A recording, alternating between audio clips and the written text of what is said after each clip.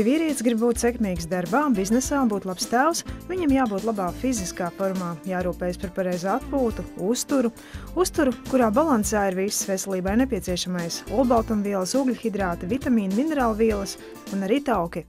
Vairāk pētījumi ir pierādījuši omega taukskābju labvēlīgo ietekmi uz organismu.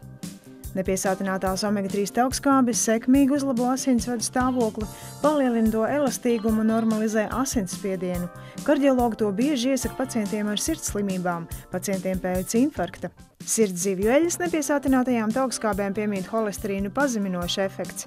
Zivju eļa palīdz arī efektīvāk pazemināt lipīdu līmeni. Omega-3 taukskābes var mazināt ar vecumu saistītās sāpes, piemēram, reumatoīdu artrītu, palīdz uzlabot atmiņu un saglabāt veselīgu smadzeņu darbību, mazināt iekaisumu un saglabāt locītavu kustīgumu.